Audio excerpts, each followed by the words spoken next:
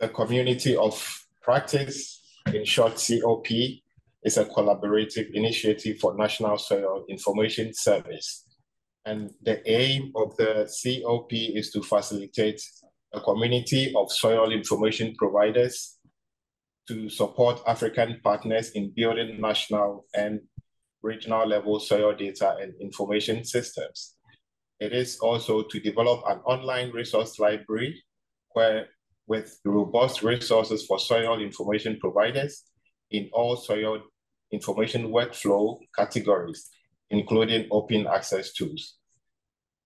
Another aim of the COP is to enhance knowledge sharing by providing training jointly with African partners and social learning opportunities through community interactions and networking. It is also to support national research institutes in establishing national soil information systems through external projects. And the COP functions based on 7 workflows, as you see on your screen, which encompasses data collection, laboratory analysis, soil archiving, data organization, modeling and mapping, applying soil information and data and information and info 7.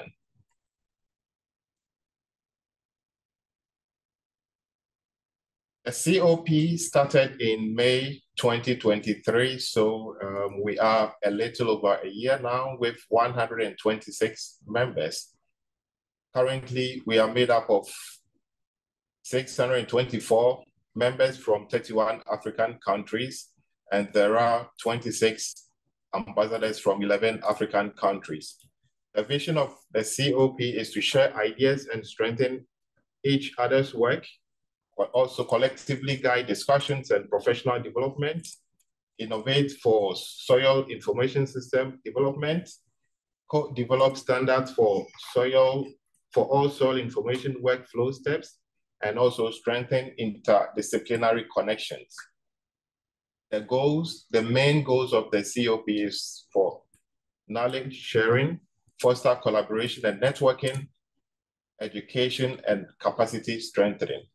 Activities include webinars, showcase events, ask the expert sessions, joint publications, trainings, and also regular interactions via communication and networking platforms. To become a member of the COP, you can join by filling an online form on the ISRIC website, or you can scan the QR code on your screen as you now. The COP also has a resource library for soil information producers, where you have access to tools and tutorials, books, guides, and other resources to help through the soil information workflow steps. The 7 workflows is what you can see on your screen currently. To get access to the resource library, you can go to the address on your right, resources.isric.org, or you can scan the QR code on your screen. Thank you, and I would hand over to Crow, who is the community manager. Thank you. From here. Thank you. Thank you very much, and thank you all for joining today. I'd like to welcome our guests that they are here with us from Ethiopia, Mr. Ashinafi, Mr. Ibrahim, and Mr. Kiflo from Ministry of Agriculture. They are also COP members, and Mr. Ashinafi is a COP ambassador. We host them for 2 weeks here to start the National Soil Information System in Ethiopia. So it's a first example for a National Soil Information System, which is also something we would like to, we also work on to educate and to share the knowledge and experience across the COP members around it. At some point, we may also do some showcase about the idea, how it developed, the challenge they have in Ethiopia for setting up this system for other members, maybe to, if they would like to do the same or do the same path and steps. So thank you very much for joining today with us here. And we are sitting in a soil museum in Israel. It's a very nice place, and hope that one day you can also visit, or you can visit online. We have two speakers today, Dr. Michael and Dr. Gabriel, that they will present today. So thanks for joining us. Thanks for your time and for supporting this event with the COP. I will give the floor to our first speaker. Thank you, Dr. Krab, for giving me the opportunity to present. I'm Dr. Michael Okun from the Department of Soil Science and Technology in the Federal University of Technology, Owerri. And so I think I will go direct to the topic of discussion, which is the introduction to modeling approach in soil and crop production. And we'll look at the outline, what we want to the objective we'll be looking at in this topic. We'll look at introduction towards the meaning of modeling, the scope, the use of models in crop and soil studies. Then we'll look at the different classes of crop and soil models. Then we'll look at also different process-based crop soil models. Then we'll take an insight into one of the process-based crop soil model to serve as an example. After that, then we'll look at the advantages of using crop soil models. So I want to go ahead to introduce model. The question is, what is a model? A model is a representation or a simulation of a real-world system, a process or phenomenon that aims to describe or to explain and predict its behavior, outcome, or responses to different scenarios. We know that it's not easy these days to get soil information. You have to go to the fields and do some analysis, crop growth, and get parameters, and doing that over the years. So scientists look for a way to make things easier. So because of that, different model, the modeling approach came in, so that with modeling, you can still get soil information so that you don't necessarily go into the fields to get trial to know the outcome. But with modeling approach, you can know the outcome even before going to do your application. So there are different, a model can be physical, or it can be conceptual, mathematical, statistical, or computational model. And they want to look at different types of model. I don't want to go into all this, but to have a focus. What is the use of models? Models can be used for different purposes.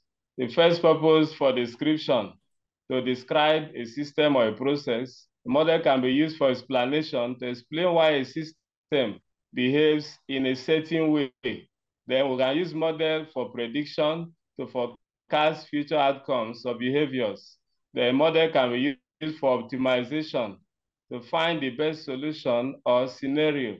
The models can be used also for decision-making, to support informed decisions even before you go to the field.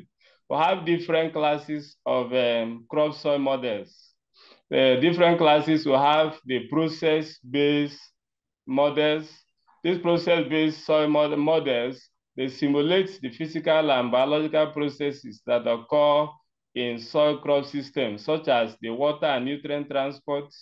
They simulate crop growth and also soil temperature. Apart from that, we have the empirical models. These models are based on statistical relationship between the inputs and also how they relate to the outputs. Input like soil types, weather data, and also the output that affects crop yields. Then we have hybrid model. Hybrid model combines the process-based model and the empirical approaches.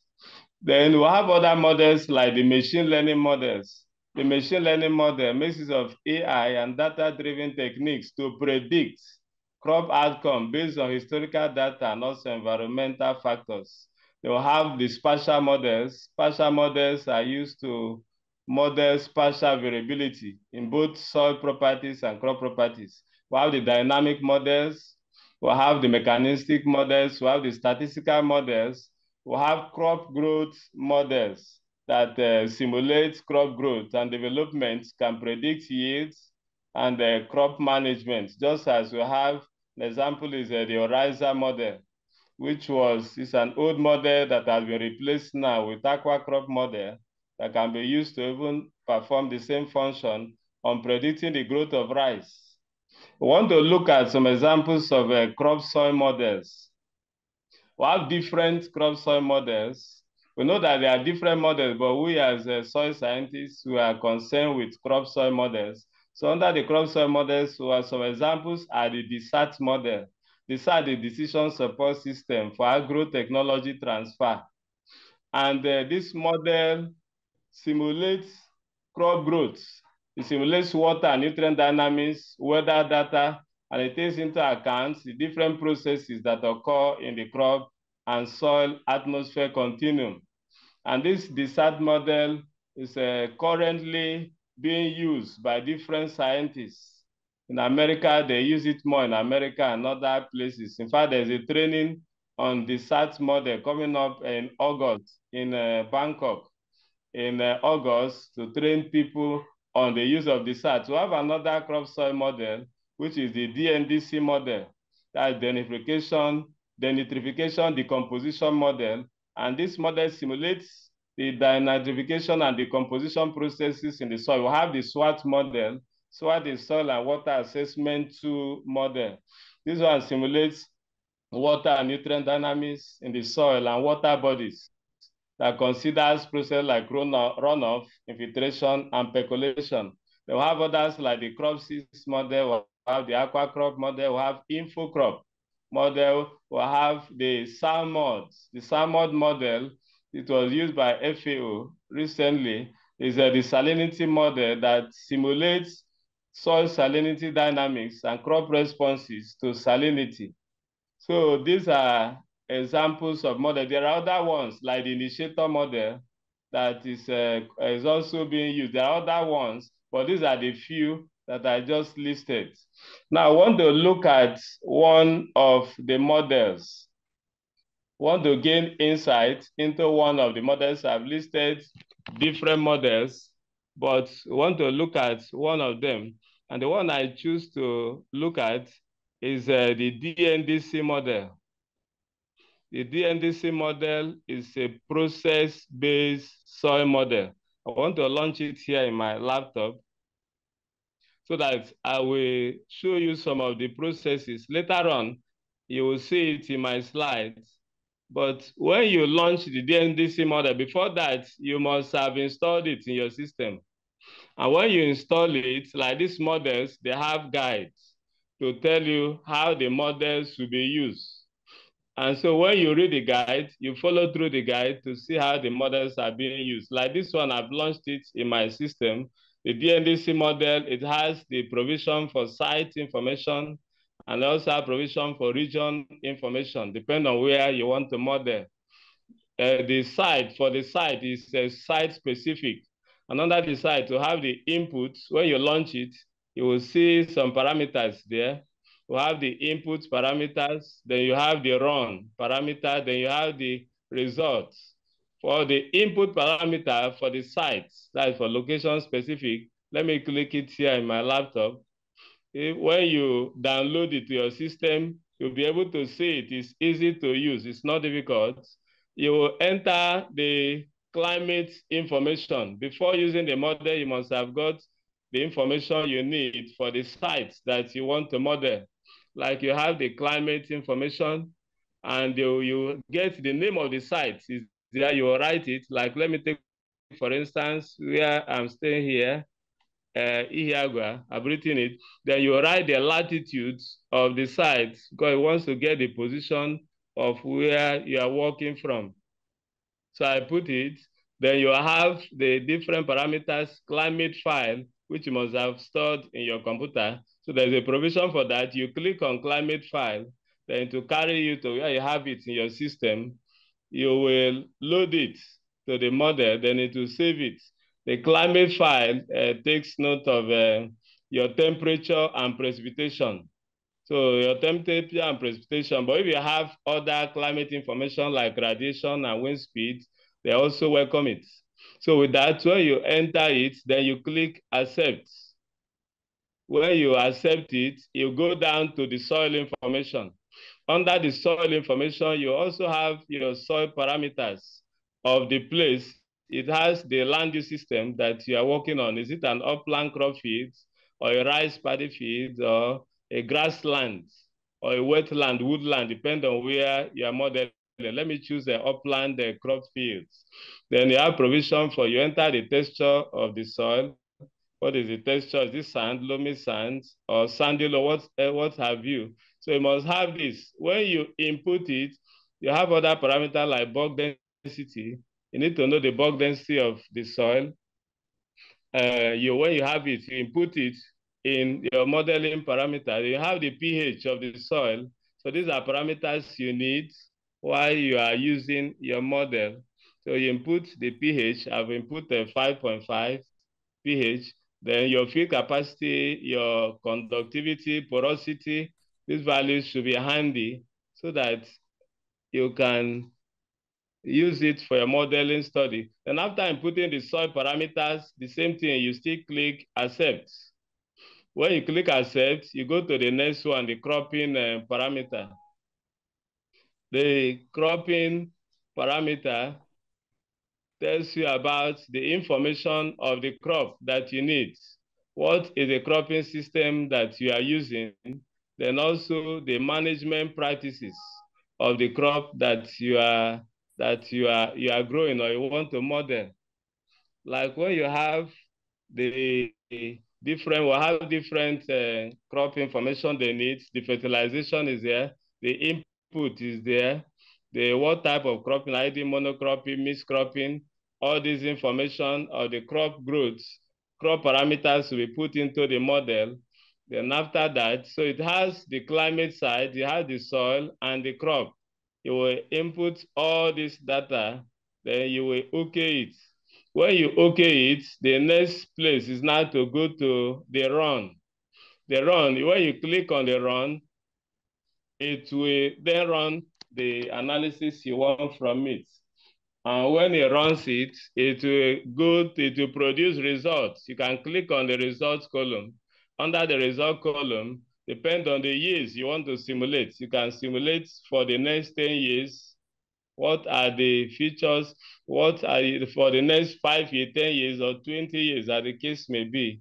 Then from the result, you have the crop section, you have the nitrogen section, you have the carbon, then you have the water, then you have the greenhouse studies. So you can use it also to model greenhouse studies to see the effects of the treatment you want to apply on greenhouse gas emission.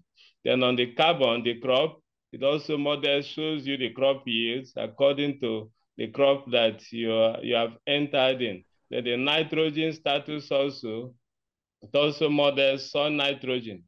So let me just shut down or just go back to my slide.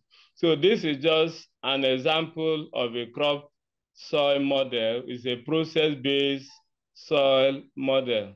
And I use that for example. And now I want to look at what are the advantages of using models. Why do we have to use modeling in our soil and crop studies? There are different benefits. Number one is that modeling helps to simplify the work. It simplifies complex systems, making them easier to understand and analyze. The modeling helps us to predict what are the future outcomes. Like currently, ICRIC, they are conducting models with the Wageningen partners. They are modeling fertilizer trials, fertilizer requirements, and also crop yields. They are modeling for OCP and also modeling for OCP and different sub-Saharan African countries for the usage. So they are actually using that. So that is the benefit of it. With modeling, you can predict fertilizer trials, and you can predict different things that you would have spent time going to the field to try, but with this, so that you know what to benefit as you go into the field. And also for scenario analysis, model allow for scenario analysis, enabling you to evaluate different management strategies or climate change impacts. The models are also cost effective. They're often less expensive than conducting field experiments or collecting data through direct measurements. Models are also time-saving, can save you time that you would have used for your field work, conducting for many years to know the output. Can also be used for risk assessments, to know the risk of the amendment application you want to apply. Models also are used for communication, facilitate communication among stakeholders by providing common language and framework. Models are also used for integration, integrate data from different sources for scalability, that you apply it at different scales, whether small plots or to region, and for flexibility.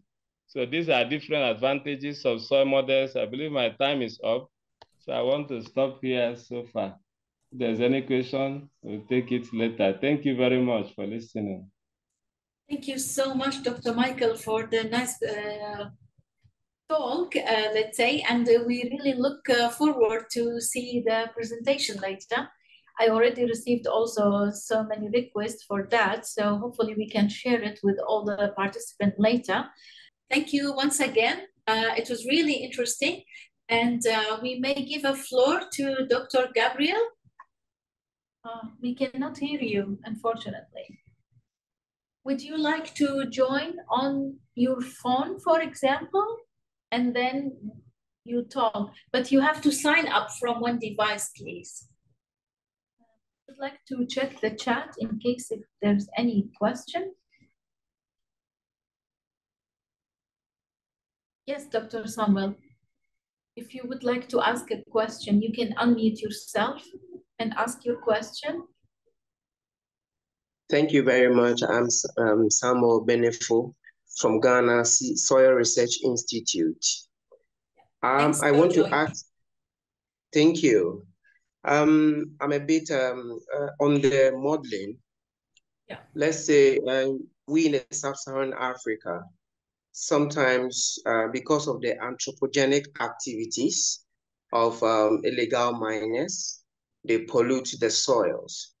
And so if you model an unpolluted soil and it is likely to be polluted in a space of 3, 4, or 5 years' time, how can one validate the modeling of these results out of the changes in the land use or in the changes in the pollution level of the soil? Thank you.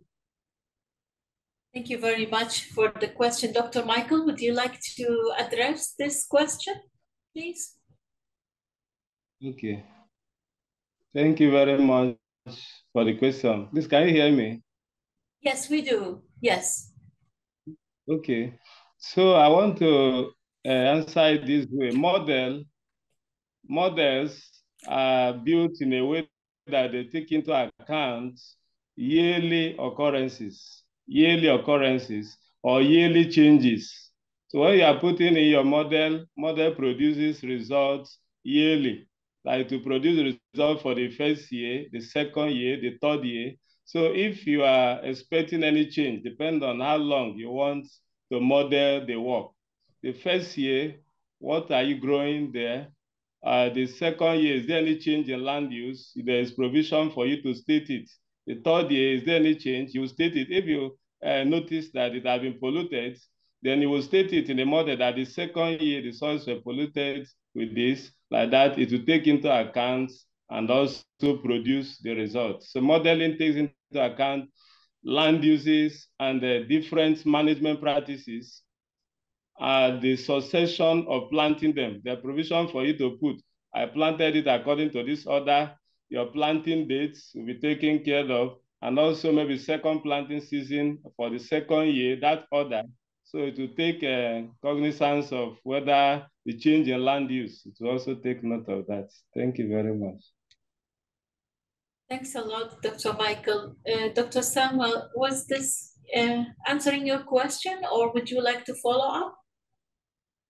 Yes, thank you very much, Doc, for your explanation. I really understand the response. Thank you very, very much. I also want to put across that I'm beginning to love modeling, and I've started reading a lot about modeling. And so this very webinar is like it's for me. So I would want to get in detail how to work through with this modeling so I can add it to my interest. So if the software that is using, Doc is using, I don't know if you can share with us so that gradually you find ourselves equipped, well equipped in the modeling environment. Thank you. Yes. So thank you very much for that statement. That is why this lecture is taking place today, to introduce soil scientists and researchers concerning the use of model, because today knowledge has increased. I want to see better approaches so that we can know what will be the results of our inputs. We know the expectation, the outputs we're expecting, and the yield also to help us in fertilizer application and so on. So modeling is key, and it is needed that all scientists should embrace it. So that is why we gave this lecture. And there are different models, just as I said, depend on your peculiarity. Do you need a model for salinity, modeling salinity, or you need a model for simulating crop growth? Which type of crop? Is it rice or is it a general? So there are different models, and depend the one you want. Like I've gone through like the one I explained. If you are interested in it, later on, it has, just as I said, you will install it. They're available online. As you get the name, Google it, get the name, then the provision for where there are also different versions of it. So the latest version of it, you will install it to your system, then get the guide on how to use it. If you're interested in this later on, I still have to get it across to you. Thank you very much. Thank you, Doc. Yes, I'm very much interested. So I would want to continue from here. So yes, thank you very much. Hello, Dr. Koma. Thanks for joining. Okay, thank you very much. I don't know if you can hear me. Yes, I do. Yes. I think okay, thank you. Kome, right? Dr. Kome, right? Yes, Kome George. Yeah. Yeah. Okay, greetings once again to everyone. I'm sorry I joined late because I'm really hooked up with some other activity. And I came late. I didn't follow the presentation from the beginning. But I wish to ask something which is very interesting to me. Okay. During the modeling, I wonder if the presenter considers differences in climate and how they will probably affect the modeling and the outputs that we expect. Yeah. Dr. Michael, are you still around to answer this question, please?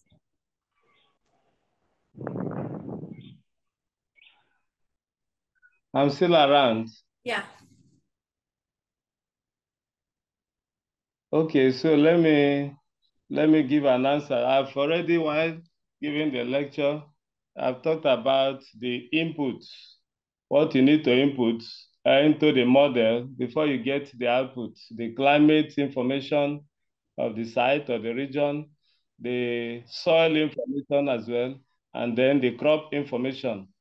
Then when you input this for the site, that is why you must have it handy before you use the model so that you can be keying in this information. Then after keying it in, it produces results showing different parameters. Like I said, it's good for greenhouse gas studies. It helps you to monitor with your treatment or with your farm practice or what you are planting, what will be the greenhouse gas emission. You can monitor it from there. So greenhouse people who are in that area, like myself, this model is very good for you so that you know the treatment that will give the least greenhouse gas emission. Then it also helps you to get the leaching of the soils, both the soil evaporation, soil leaching, and water storage. And it also monitors and models a soil organic carbon change. Then you can have, it models and simulates the nitrogen status of the soil. We'll have the different components. From the carbon, you have the carbon components. From the carbon, it also models the leaching. The leaching of carbon, also methane emission. Then for the water aspect, you can simulate and it will show you the evaporation from that area based on the land parameters of where you are working, the porosity and all those parameters you key in. It can help you to model the soil evaporation. You can model the leaching in that area, and also runoff, soil water storage, and also nitrogen status, what nitrogen content can be fixed, and what quantity of nitrogen will be leached if you add a particular soil amendment, and which one will go off through runoff, and which one will be volatilized. So you can get this information by the use of soil models. Thank you very much. Thank you, Dr. Michael. Dr. Connie, is that answer? Yes. Yeah. Yeah, thank you too so much. I was situated how the data has to be input, or what is necessary at the level of the input. Please just let me continue, please, if you don't mind.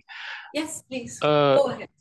In the same line with the colleague who posed about, the problem about possible disturbances in the future. He talked about mining activities, for example. I am thinking about climate because I don't know if the model takes into account long-term climatic data or short-term. Because, you know, there is a lot, we really experience climate variability now. The type of climate input data, is it long-term, short-term, or what type? Because we know that in the future, even within a year, there could be considerable changes in some climate variables, especially when we're dealing with annual crops that usually feel those shocks in the short term. I wonder what type of climatic data the models do accept. Okay, thank you. Thank you so much. This question to Dr. Michael, and then after that we will take Burton, Dr. Burton also. So Dr. Michael, would you like to comment? Okay, comment is that models, yes, as you made mention, takes account of the climate. And that is why I made mention that we have 3 parameters that you need to input into the model. Number 1 is the climate, because you cannot do without the climate. Determines also the conditions of the soil and the crop growth. So you must key in the climate parameter, the temperature, precipitation, the rainfall, and the other ones depend on the ones you have. You can input the climate information, and it takes into account daily information. That is daily from the first day of the year to the last day of the year. So for the 365 days, you will get the climate data for that to input into the model. And yes, just as you said, climates vary across the different years. So you can have variability, but there's still provision for, even though the model, you input the climate data of 1 year. But if you notice that there will be variability, or there's variability in another year, you can still put in the next climate. If you still have it for the 2nd year, then you still run the analysis based on the new climate information you have given to it. Otherwise, it will use the one that you have given. So we know that there are climate variabilities that also can affect because of the change in climate parameters across different years. So that's my comment. Thank you very much. Thank you very much, Dr. Burton. Thanks for being here with us today. Would you like to follow up? Yes, thank you very much. I want to really thank Michael for the presentation and appreciate what he's doing in terms of crop modeling. My little experience with crop modeling actually always show that one of the input parameters that is really challenging is having access to soil information.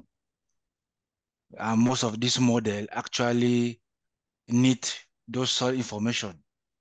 I'm not very versed with the DNDC model, though actually I know that it is actually used to predict crop yield, soil temperature and moisture regime, soil carbon dynamics, and nitrogen leaching. And actually, to be able to predict some of those outputs, soil information play a very, very crucial role for us to be able to achieve that one.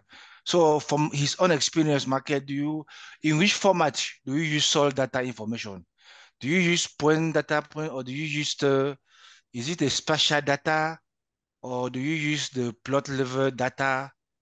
And the output, is it like in terms of plot prediction or in terms of landscape? Have you, from your own experience, are you able to like, have you some specialization of the DNDC model? And actually, how do you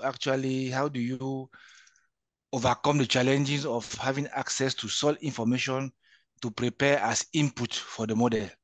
Thank you. Thanks, Dr. Okay. Burton. Yes. Please, Dr. Michael, go ahead. Okay, so let me go ahead. Just as you rightly said, soil information is key. Without soil information, you cannot use the model because the model is a soil model. They are crop soil model, modeling soil parameters and crop also growth parameters. So soil information is necessary.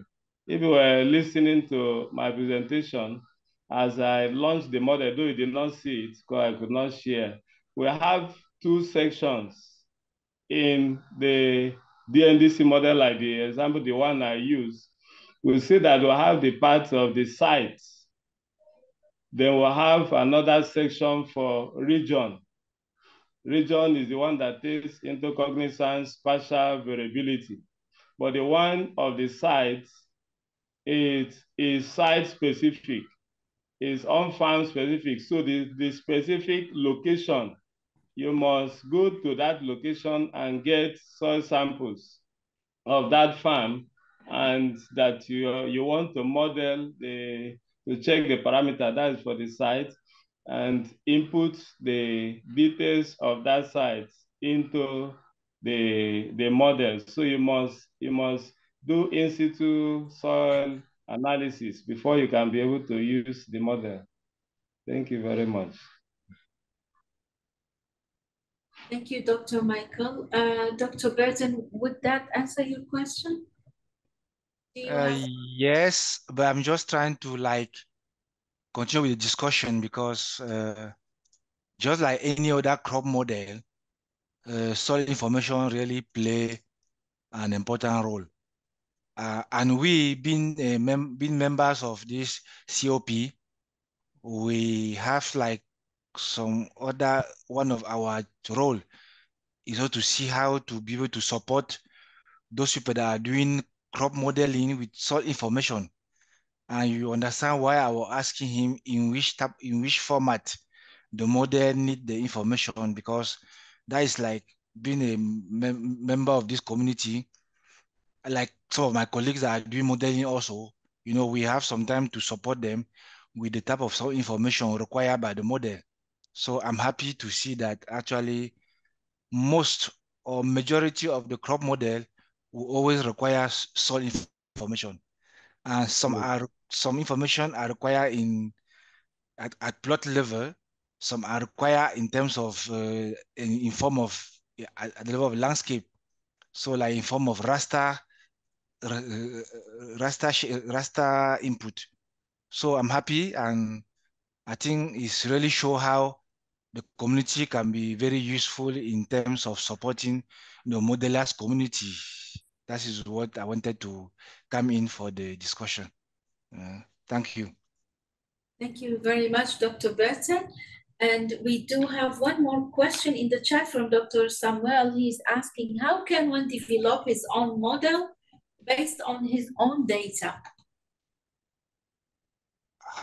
Okay, thank you very much. Can you hear me? Yes, we do. Okay, yes, you can develop your model based on, because more and more models, just as I said, we have different models. I only gave you examples of some. There are other models being developed. And your model, you take, I have not gone into developing my own model, but I know of my friend who is also developing his own model. So, but I've not developed my own. So I may not go into talking about how to develop your own model, since I've not developed my own personal model. But I know people are still developing models. But as you develop it, they will be tested. The models will be tested before they will be approved for use. So that is what you need to know. Thank you very much. Dr. Samuel, would that answer your question, or would you like to follow up?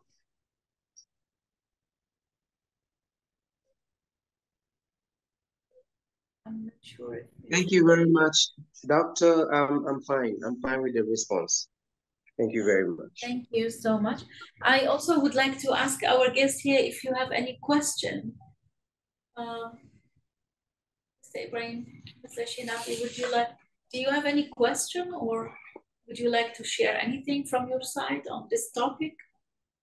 Okay, yeah, not a question, but I think the discussion point raised by Dr. Burton is very important, because mostly crop models, especially those process-based models, they require more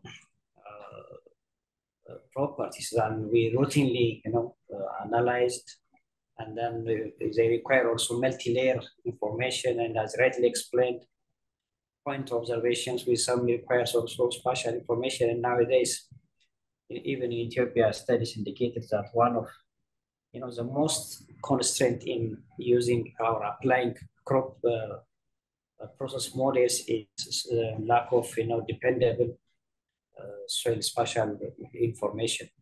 So there is also a publication on that. And then nowadays, among the input data sets, if you take the climate information, topographic parameters, derived from DM, now a bit relaxed, nowadays, and then you can have a lot of alternatives, and by calibrating with the existing meteorological data sets. But when it comes to soil data, still the problem is there. But in Ethiopia, we are working, to develop a comprehensive national soil information system, because previous efforts, they focus mainly on generating, soil nutrient data sets, to support agronomic advisory services. But we lack, most wide range of physical-chemical properties that are critically required by the modeling community.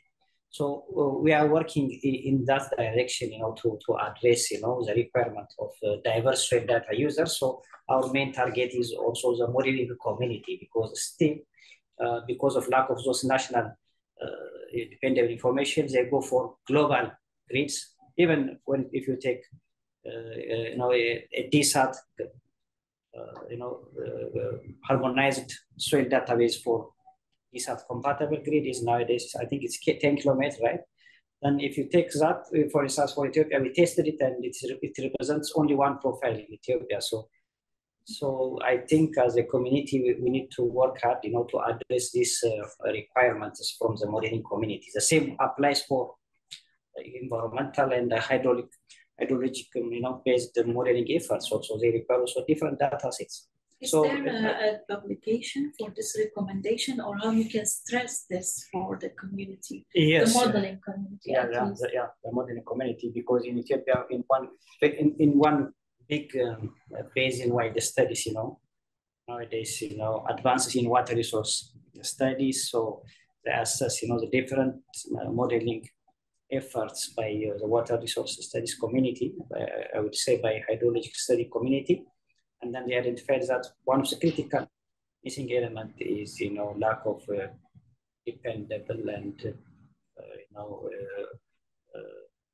a soil information which is compatible for various hydrological models. So I like the issue, and then we need to really work hard to address this issue, as Dr. Bertin rightly said. Yeah. Thank you. Thank you very much for the addition, Mr. Ashinafi. Mr. Ibrahim, would you like to add something? Okay, thank you very much. And Eric, would you like to add something, because you're also in modeling? Yeah, so the discussion, as Ashinafi started, has been about calibration data, because some of the models Dr. Michael talked about comes up with, it has its own data that you need for model calibration before you can adapt it to your environment. And some of these calibration data are not readily available, as we've been discussing. So I wanted to ask Dr. Michael that, considering the challenges with some of these models, which one or which of the different types of the models that we discussed can he say produces in terms of accuracy, moderate accuracy? Yeah, I would want to know in terms of accuracy, which comes with adoption, because if the accuracy is good, then it means if you adopt it, you can implement, you can use it to make decisions. Yeah, so that is my question to Dr. Michael, that can we rely on the models you shared with us in terms of accuracy they produce, because we know that data for calibration is a challenge. Okay, thank you very much, Doc, for the question concerning accuracy. Just as I spoke with the other person that asked the question, these models on developing models, before a model comes on stream to be approved, it must go through processes. After you develop the model, it must pass through processes whereby professionals will look at it, x-ray it, and test it. You will present it. Then after testing, before, when they see that it's okay and it is giving accurate results, then it will be approved for use. So models are not just approved like that. For that is why when you use some of these models, like the DNDC, the SAT, especially the DSAT model that is now being used by many researchers. And also, as I say, there's a training on this DSAT model coming up in August in Bangkok, because they have seen the need for this. So that these models, the accuracy depends more on the inputs. If you input, the input that you input into the models are accurate, it will produce accurate results or near accurate results. So you will ensure that while you are inputting your climate data, your soil data, and the others information, your crop, make sure that you put the right information, because it's what you put that as inputs that you also get as outputs. So the accuracy depends on the accuracy also of your inputs. But the models are good. They have been tested and they are trusted. Thank you very much. Thank you, Dr. Michael. Thanks for the nice discussion and the opinion from all our experts here. Let's try one more time with Dr. Gabriel. I think you were connected. We just heard you saying hello. So would you like to unmute yourself and try one more time? Hello, guys. Oh, yes. Hello. Very nice. Good to hear you. Yeah, thank you so much. Yeah, thank you. This technology has almost failed me. It's fine. We always know that it can surprise us. We also had a bit of challenge here ourselves today. So thank you very much for trying again. And thank you so much for the patience also. Yeah, thanks for joining. And Maybe I give you the floor to introduce yourself, your organization, specialist in your country, where are you from, and then maybe you can, you have 15 minutes to present. Thank you very much. Floor is yours. Yeah, okay, thank you so much. First of all, my apologies to all those who have joined in to attend to this special session on modeling and mapping. My name is Gabriel Soropa. I was a lecturer at Chinua University of Technology down here in Zimbabwe. I specialize in soil fertility management, especially looking at the development of site-specific fertilizer formulations, running away from the blanket recommendations that we are used to. Chinua University is one of the 10 state universities in Zimbabwe, so I'm a lecturer in one of those. I think that's a short brief about myself. Thank you. So I'm going to present briefly on spatial variability of soil, secondary micronutrients and macronutrients under smallholder production systems in sub-humid conditions of Zimbabwe. I think it was necessary that the first presenter started to give us a platform on ways to do spatial analysis, then using those with time to map, then to see how we can come in with our management to cater for deficiencies if they are found on production systems. Next slide, please. As you know, Zimbabwe is a maize-based country, and most of the farmers are smallholder farmers. Unfortunately, in most instances, crop growth and establishment is not uniform on farms and across farms. As you can see from the illustration that have been given, that you can look at the crop that is closer to the homestead. It looks a bit healthier and bigger compared to the crop that is far away from the homesteads. So it shows fertility variability on the same farm, with the land close to the homesteads having a bit of more fertility compared to what we term outfits. Next slide. The tendency of differences in terms of for soil fertility that will result in differences in crop establishment can be described in many facets. The first one may be in terms of natural differences in soil fertility. Then the second point may be in terms of management. Management is based on the resource endowment of farmers. If you have high resourced endowment farmers, they tend to apply almost uniform resources across different fields or on fields. So the crop will be a bit uniform. When you have medium resourced endowment, they tend to apply more of the nutrients to the home field compared to the midfield and the outfield. Then if you have low resourced endowment farmers, they don't have enough resources, they are resource constrained, so they can't even apply enough even to the home fields. So the crop, it seems it starves more in terms of the nutrient requirements. So I think it's an illustration of maize response to different management style depending on the resource endowment of farmers. Next. Then the research that has been done on crop nutrition and soil nutrition, especially in sub-Saharan Africa, I've tended to look more on the issues of macronutrients, diversity of micronutrient, variability of micronutrients on and across farms.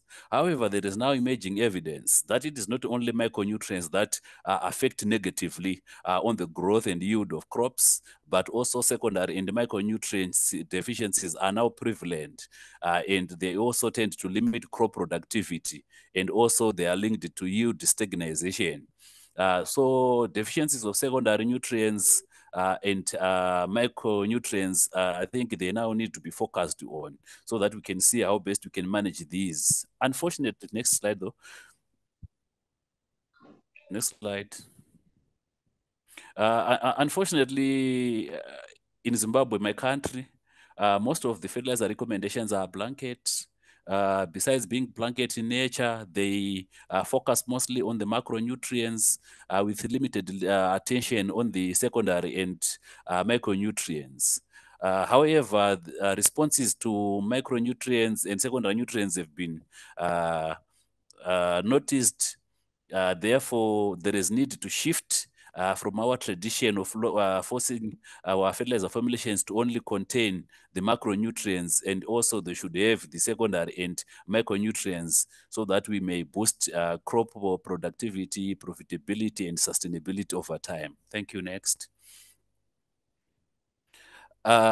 Variability is there, and it is with us. So we should find ways of how to deal with variability, especially if it becomes spatial or temporal.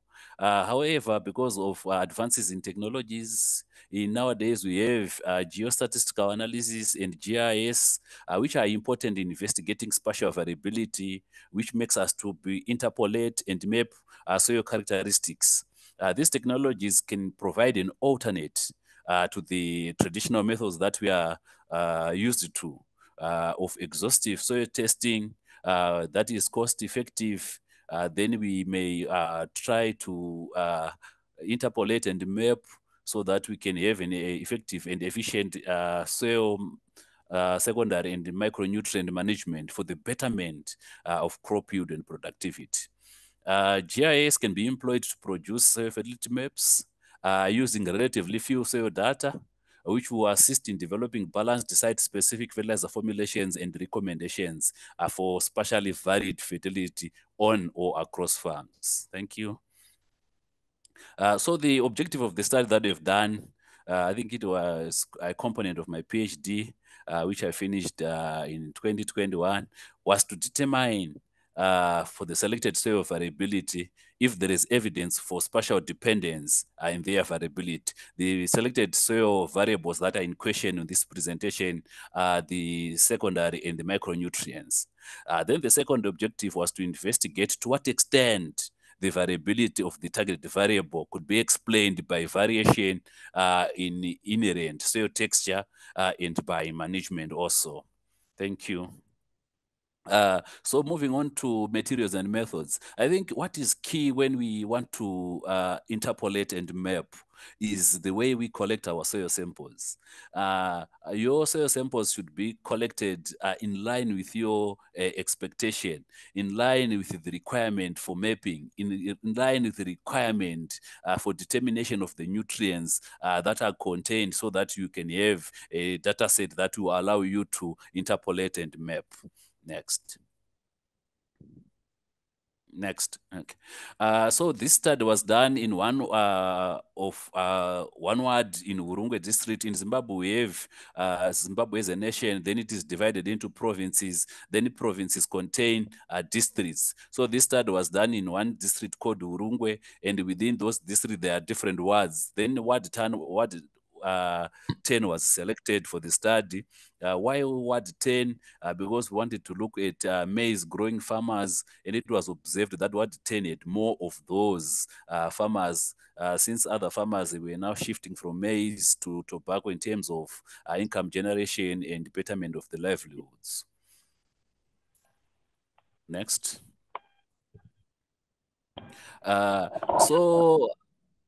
Sampling was done in Ward 10. The sampling procedure that was followed was purposive sampling. Why purposive? We wanted to focus on maize farmers only. So the maize farmers that were that had planted maize in the 2018 to 2019 season were the ones that were sampled. Ward 10 had 11 villages. Out of those 11 villages, we sampled 7 villages. Then the method that was used, we collected 250 samples using soil agar on georeferenced points. So a GPS was used to determine the geological position of those areas where samples were being collected. After collection of samples at 0 to 15 centimeters, the soil samples were prepared, the preparation of the soils, sieving, then putting them into those carrying bags, then you store them before analysis. Then analysis was done for many parameters, but for this presentation, we are focusing on exchangeable calcium, magnesium, that was done using the DTPA solution method. Then after we've tested for those exchangeable parameters, the obtained data was subjected to statistical and geostatistical analysis. Data was analyzed using a linear mixed model on the ARA platform. Next. Then from the data that was generated, I selected just a few maps that were generated. So the idea was to first of all collect soil samples using standard methods. Soil sampling was purposive. Then we had collected our samples. We subjected our samples to analysis. Then we had now we now had data sets of the nutrient contents of the 250 samples that we collected from Ward 10 in Urungwe. So we then subjected those results to spatial analysis to see if our data was following any trend in terms of spatial distribution. Then for most of the nutrients that we tested, of course, we could not find any significant spatial distribution, but for calcium, we noticed that calcium was having a north to south trend. Then magnesium was having an east to west and sometimes a north to west trend. Then our copper also was varying with the space, but the variation, it was not having a certain trend. So we managed to interpolate and map for calcium, magnesium, and copper.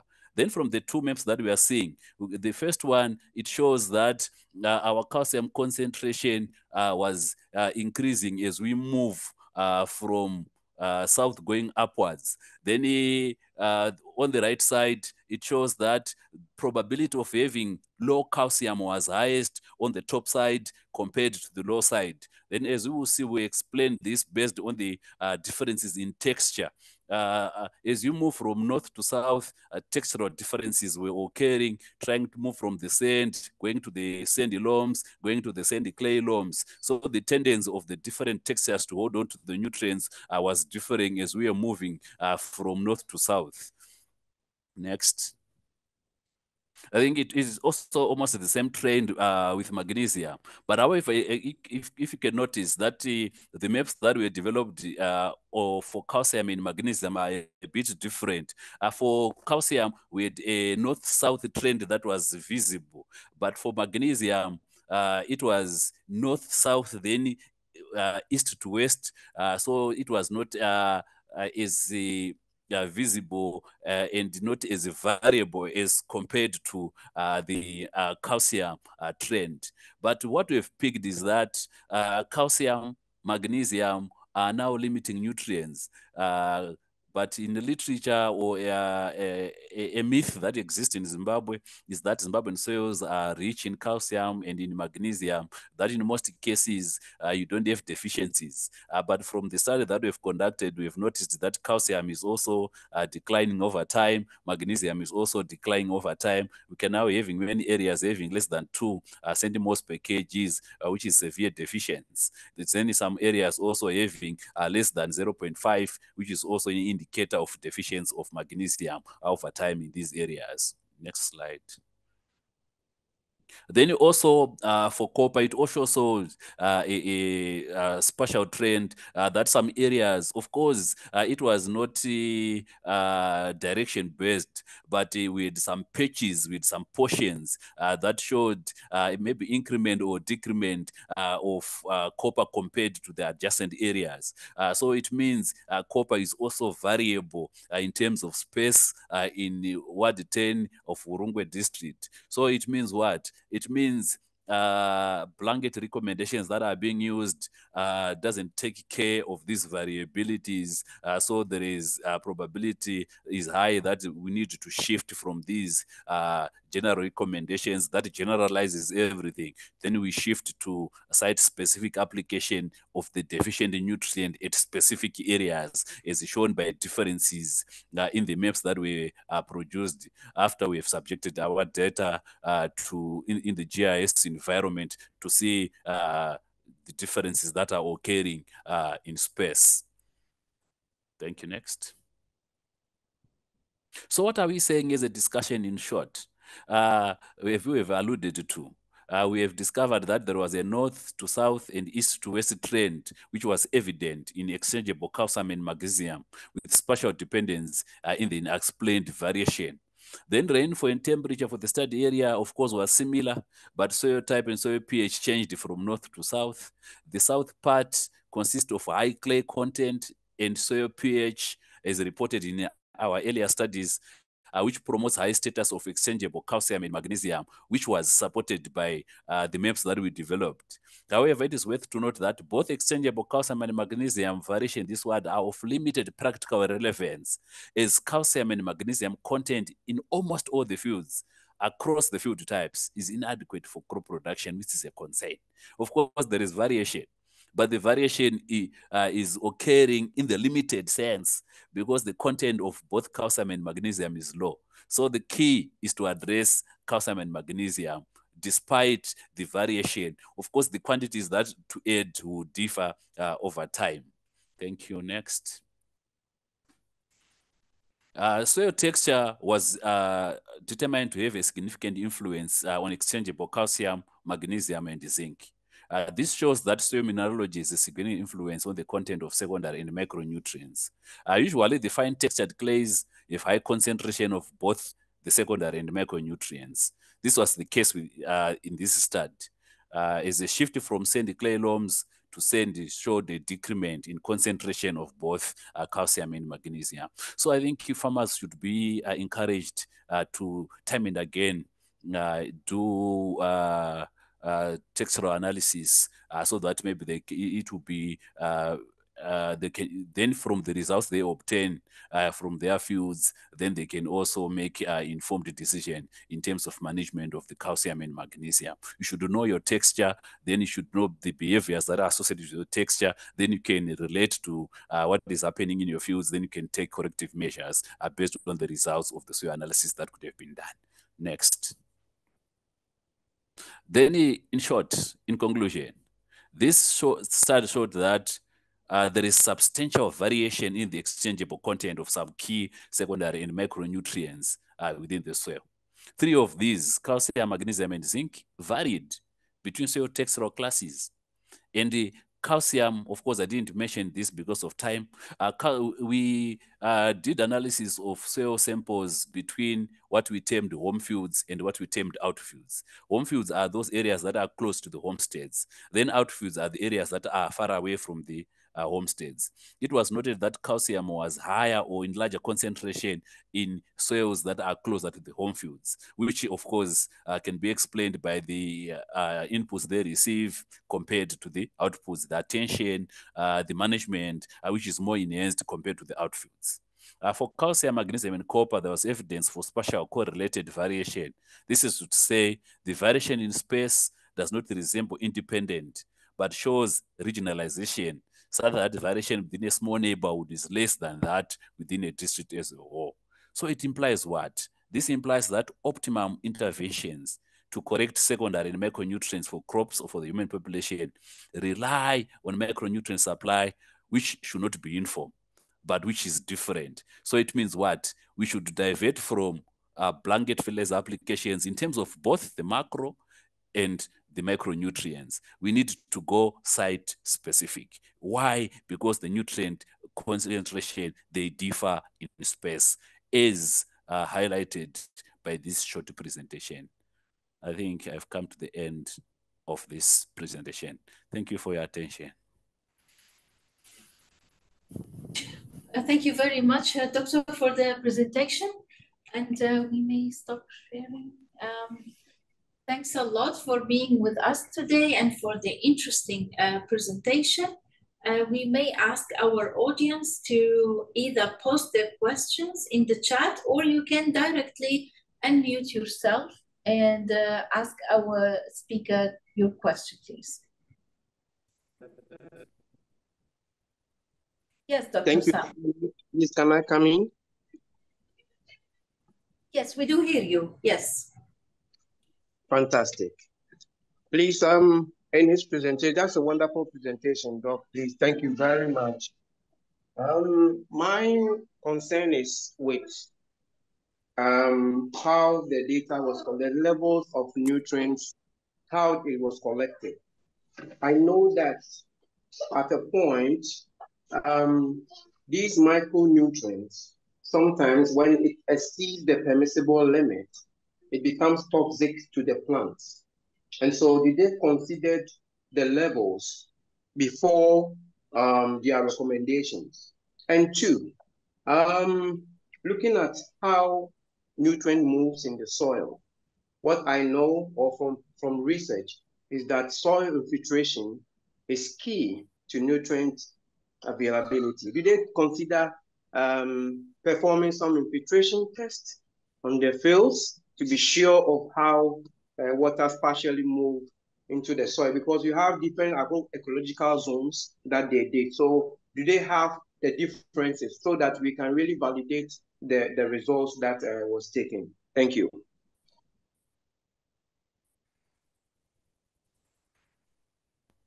Dr. Gabriel, would you like to address this comment? Yeah, thank you so much for the compliment, and thanks also for the questions that have been posed. I didn't hear you on the second concern, but on the first concern, you said the way we collected our data could have impacted on the results we obtained, if I got you right? No, sorry to come in. I wanted to know the levels of the nutrients, especially the micronutrients. You know, at some levels, some micronutrients per research tend to be toxic, especially with the cadmium and the zinc. So I wanted to be sure of the levels that the research got, and if you took into consideration the permissible limits of these micronutrients in the soil before you did your recommendation. Thank you. Yeah, okay, thank you. I think I now got you loud and clear. Yeah, we did analyze for manganese, calcium, copper, zinc, then in iron. From the four that we analyzed, we noticed that in most soils, despite texture, zinc was limiting to support crop production in most areas. So we concluded that zinc is a problematic nutrient for sub-humid regions in Zimbabwe, especially looking at Ward 10. Then copper varied in terms of its availability. In some portions, it was limiting. Then in some areas, as you alluded to, the concentrations were high, then going closer to toxicity, especially in the sandy clay looms. Then for manganese and iron, these are two non-problematic nutrients in terms of deficit in Zimbabwe, and the research also alluded to that zinc, manganese, and iron are not a problem, but the levels that we obtained were so high, above the required threshold to support crop production. Thank you. Thank you very much. Any more questions from our audience online? Hello. Hello, Doctor. Yes. I just want to congratulate the presenter for the great work he has done. It's quite interesting. I just wish to point out that he mentioned something on the influence of mineralogy on the spatial distribution of some potential micronutrients, which is interesting. And taking into account soil mineralogy in soil fertility status should really be given much consideration, because it plays a great role even in the distribution part of those various nutrients, need a question, but I just want to salute the president. Thank you very much. Yeah, thank you so much. Thank you so much. What we have picked, for sure, mineralogy plays a key role in terms of distribution of these nutrients. In the study area, we had two key parent materials that were contributing to soil formation. We had some portions that we are bringing the soil through weathering of the basalt rock, which will give more of the clay component. Then we had the granitic rock, which will give more of the sands. So when you do analysis of nutrients in those two soils, you will notice that the sandy clay loams that are being derived from the basalts are having more of the nutrient content compared to the granitic sands that will give more of the sand component. And for sure, to salute your comment, mineralogy plays a key role in distribution of the secondary and micronutrients. Thank you. Thank you very much. Dr. Burton? Yeah, thank you very much. Thank you very much, Gabrielle. I was really very impressed by the work you are doing, trying to portray the importance of assessing the spatial variability of soil properties. And actually, that is the current trend. So I don't really have a question, but it's a comment to support what you are doing. Actually, the trend now is really to have an idea or have the information about the spatial variability of the soil property, because that is really very useful to take some decision at the level of farm. And you rightly say it that we are going towards site-specific intervention. And this intervention can be in terms of soil management, it can be in terms of fertilizer recommendation and this. And actually, to be able to achieve that, we need information at the spatial level. We need to show that variation. And soil property actually is coming in again. And your presentation is actually linked to the first one, where we were talking of crop model. And when we're discussing, we mentioned the importance of soil information. Then I think your presentation is coming to add another dimension on the fact that not only soil information, but the spatial variability of the soil information is also very crucial if you want to assessing how we can be able to assist farmers. You know, actually with the plot level, we can never do the recommendation farmer by farmer, plot by plot, because we don't have enough resources to go from one farmer to another one. So when we assess the spatial variability and we have like soil maps that can be input into crop models, we have now the output at landscape level. And that can help not only one farmer, but many farmers that are in the same community or in the same area or in the same landscape. So I'm really very impressed. I'm very happy that we are really going towards specialization of crop modeling and any other land management intervention that can really help farmers.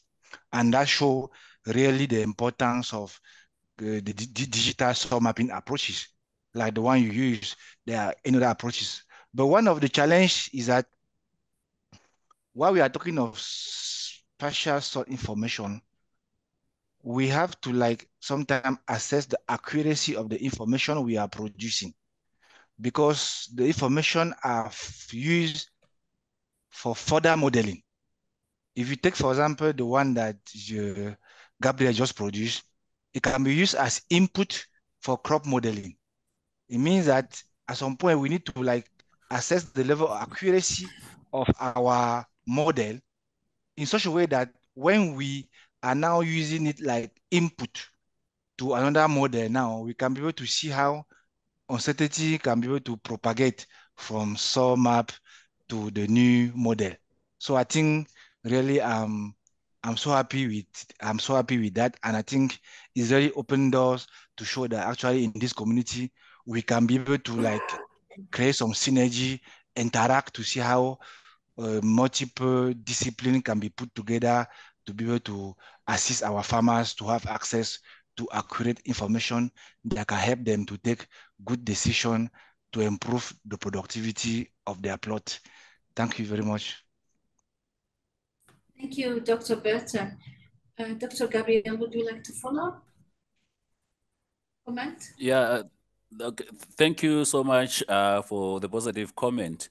Yeah, for sure. I think the biggest challenge that we have in the country of Zimbabwe and sub-Saharan Africa as a whole is that current focus is to use general blanket fertilizers for enhanced crop productivity.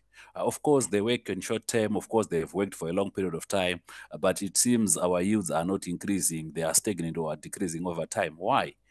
Some different areas require different attention. So I think spatial analysis will give us an indicator of which areas require what special attention for enhancement or betterment of yields to come. So I'm in support of your suggestions and arguments and your comments. Thank you for that. Thank you. Thank you, Dr. Gabriel. I would like to ask our guests if you have any comment or follow-up or question. No, maybe for the mapping, first, I would like to congratulate the presenter. So it was a great work. But when it comes to maybe micronutrients, for instance, in our case, it's mainly related with the kind of, we don't normally get a response, in many cases, but that has implication on the nutrition aspect, mainly on the quality and the nutrition, especially zinc deficiency. If there is zinc deficiency, I think there need to be a follow-up of activities to use a kind of zinc fortified varieties. So I think even before we go directly to have site-specific fertilizer using blended fertilizers that use macro and micronutrients.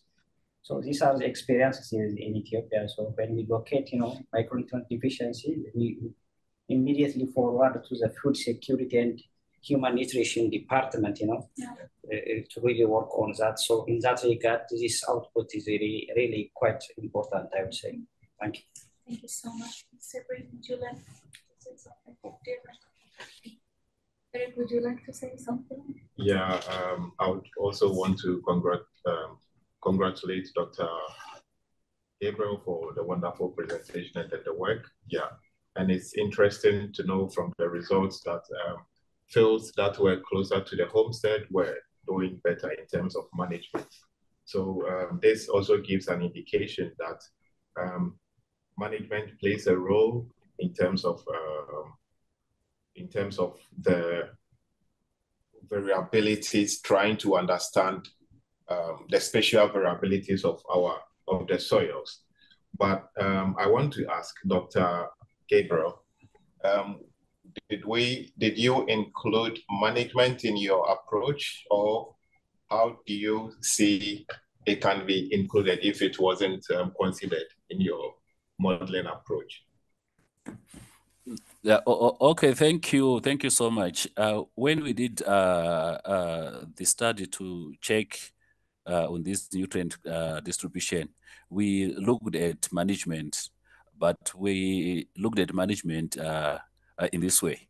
We collected samples from the fields that were close to the homesteads.